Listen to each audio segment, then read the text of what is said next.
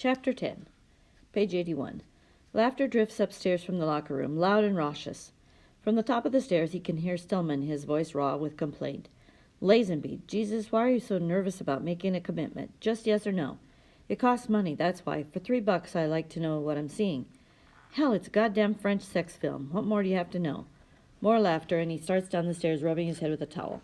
Lazenby says, Okay, how about if I ask Jarrett?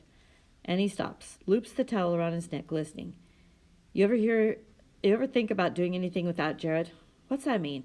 Means what it says. I just wondered. Genth says, Hey, what's up with him anyway? How come he gets all the extra practice time? Hell, I could look better if I had extra practice time. Genth, you couldn't look better if you were a girl. Tron jeers. That's the goddamn truth. He stands outside the open door, smoothing his hand lightly along the polished wood frame, slowly. Lazenby says, I just thought we'd ask him, Kevin. You know what happens when you hang around with flakes, Stillman says. You get flaky.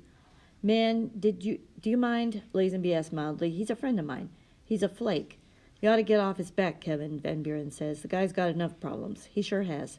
More laughter, and he does not wait to hear the rest, but turns abruptly, heading back up the stairs.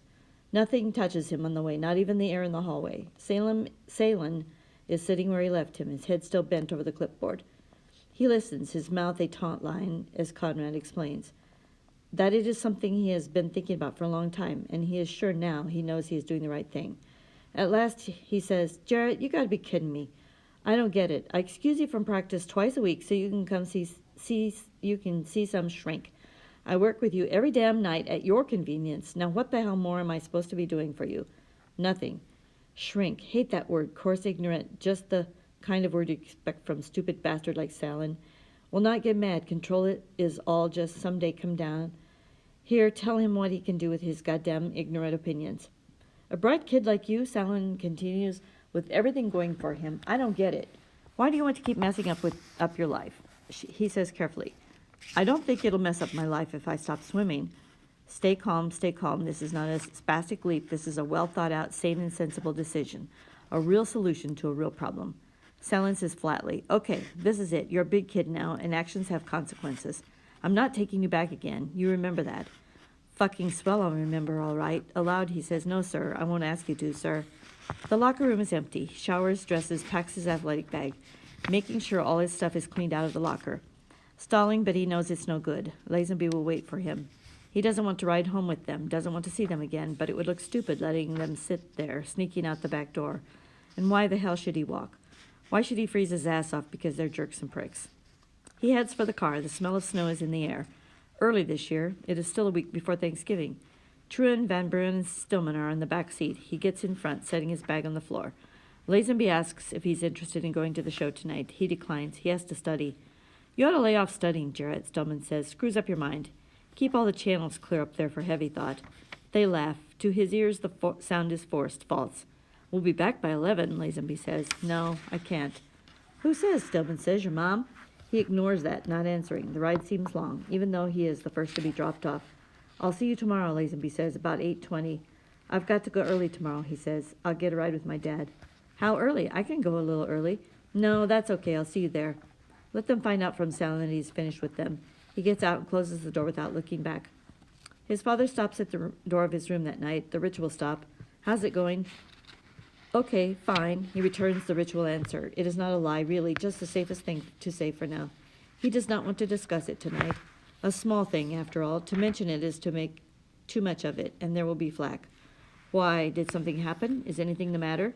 And he isn't ready for it. Not yet. He has done it, maybe for the wrong reasons, but it is the right thing to do. There is no problem improving your timing or perfecting a stroke if the desire is there.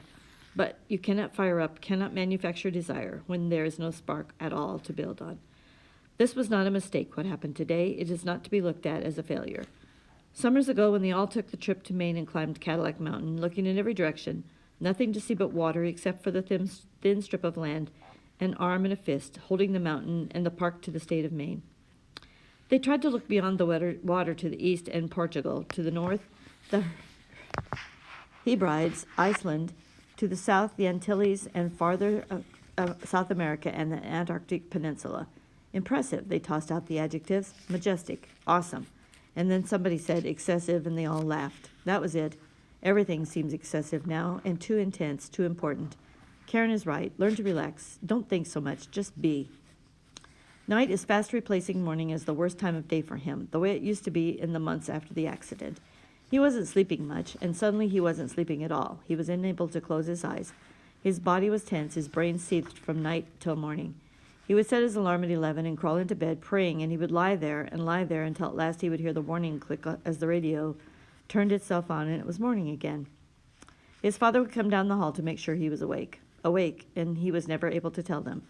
He would get up, get dressed, eat his breakfast, go to school, just as if his ass wasn't dragging on the goddamn ground. He was so tired, so tired.